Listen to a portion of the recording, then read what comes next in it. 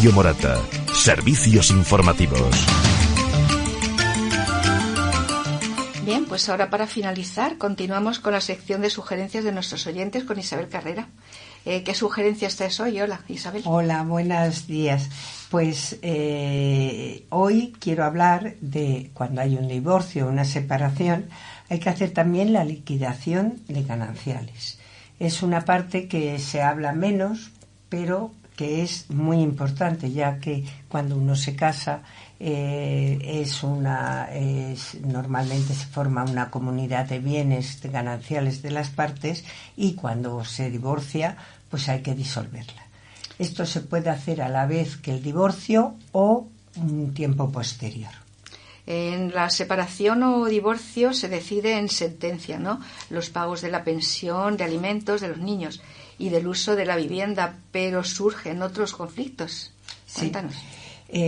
Como ya he dicho, el divorcio es solo la separación del matrimonio, pero la parte económica se puede resolver en el momento del divorcio o dejarlo ahí, que los bienes sigan siendo comunes hasta que interese a alguien hasta que les interese a las partes. No es imprescindible hacerlo en ese momento. Lo que sí es imprescindible es indicar quién va a hacer uso de ellos, de esos bienes. Por ejemplo, el uso de la casa, el uso del coche. En eso solo entra el juez si se lo piden. Si no se lo piden, no entra a decidir nada, lo pueden decidir las partes. Y conlleva la duda de quién tiene que pagar los impuestos y ciertos gastos. Puede ser un punto de conflicto, ¿no? Eso ocurre a menudo. Es bastante conflictivo porque la gente, aunque entra con muy buena idea de decir no, nosotros lo vamos a hacer muy bien, pero cuando se llega a pagar, pues hay que distinguir entre los gastos que son gastos de uso y los gastos de propiedad. Son dos tipos de gastos que, según la economía de las partes y la capacidad económica y social, pues hay que hacerlo y hay que mencionarlo, porque si no, luego en la liquidación de los bienes habrá que fijar quién ha pagado qué partes y a quién le corresponde pagar con algunos gastos, haciendo así el montante de cada parte para una justa evaluación. Sí, es un poco complicado. Pon un ejemplo, que lo vamos a entender mejor. Vamos a poner un matrimonio que se separa o se divorcia, que puede ser los dos conceptos, porque aún sin divorciarse se puede hacer la separación de bienes y la liquidación de los gananciales. El juez concede el uso de la vivienda a la señora y a sus hijos, pero la propiedad de la vivienda sigue siendo de las dos partes del matrimonio. Entonces, en la sentencia se especifica la cantidad que tiene que pagar por el alimento de los hijos, pero no se dice nada de los gastos de la vivienda, de la luz, el agua, la hipoteca. Puede decirlo o no, según los abogados lo pidan. Entonces, es todos esos gastos, como son el IBI, el seguro de la casa, la comunidad normal de todos los meses y la comunidad de derramas, la reparación de la vivienda si hay alguna rotura, todos esos gastos tienen que quedar aclarados. Y sobre todo puede ser que la mujer no tenga trabajo, por ejemplo. ¿Cómo va a pagar esa mujer la hipoteca? Pues tiene que pagarla, y si la paga el marido, la está pagando para luego recuperar el dinero. Bueno.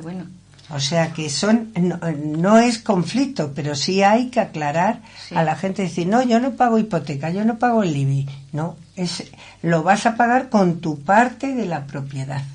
Se liquida. Sí, se suele poner en acuerdo o en sentencia. ¿En cuál?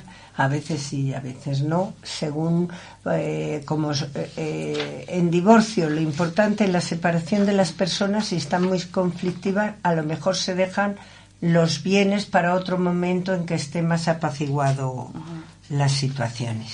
Ya, hay doctrina sobre estos gastos. ¿El Tribunal Supremo ya ha aclarado el tema? Sí, en este caso. Hay una doctrina muy clara y muy reiterada de los gastos de los propietarios tienen que pagarlos los propietarios. Hasta hace 15, 20 años parecía que siempre tenía que el sueldo más fuerte era el del... cuando el sueldo más fuerte era uno, pues que ese se iba a hacer cargo de la hipoteca. Uh-huh. Pero ya el Tribunal Supremo dijo no. Usted es propietaria y usted es propietario. Y los dos tienen que pagar tanto la hipoteca, el IBI, el seguro. Luego pueden llegar a un acuerdo esas partes, pero el Tribunal Supremo así lo dijo, que el propietario tiene que pagar sus gastos. Lo normal es que cada uno pague en el momento su parte. La diferencia de economía y situación, claro, creará conflictos, porque no están en la misma situación. Que tienen que llegar o a un acuerdo o vender el bien, ya, o tomar las decisiones que crean conveniente, porque no se le puede cargar a uno los gastos del otro. Uh-huh. Y en eso pues tiene el Código Civil y el Tribunal Supremo: si no puedes mantener tu propiedad, pues véndela. Claro. Sencillamente. Claro que es el momento que se deben entre los cónyuges, sí, ¿no? Sí. Pongamos un ejemplo también aquí.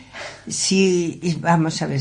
Imaginemos que uno de la pareja ha pagado toda la hipoteca y que ha pagado todos los IBIs de todos los años, sí, y ha corrido con los gastos del seguro, uh-huh, pues entonces, y las derramas de la comunidad, por ejemplo, si ha habido que pagar una derrama importante, también la ha pagado. Entonces, en el momento de la liquidación se va a hacer cuando uno de los dos la pida. No hace falta estar de acuerdo para la liquidación. Con uno que lo pida se hace.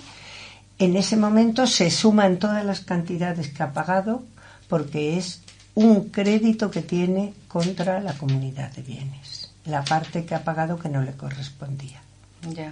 Y que la otra parte, pues muchas veces cuando se hace la liquidación de bienes resulta que el piso entero es de una parte, porque ya todos los gastos que ha ido pagando se han ido acumulando y pierde la parte que no ha pagado su... Pues sí que es complicado, parte. No es complicado, es sencillo. ¿Qué es la coordinación de la parentalidad? Pues es una figura que está surgiendo y que es muy útil, que se usa en muchos países y que ya en España está funcionando, que es el acompañamiento de las parejas después del divorcio o de la separación.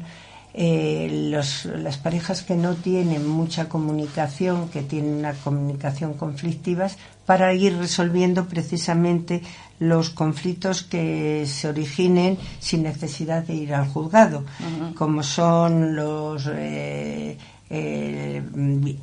vacaciones, plazos, pagos. Es una figura intermedia que ahora la están haciendo los abogados, pero que realmente no es necesario que la haga un abogado, sino un intermediario que hable, uh-huh, y que escucha las dos partes y que los ponga de acuerdo sin necesidad de que ellos tengan que hablar y chillarse porque, uh-huh, no se entienden.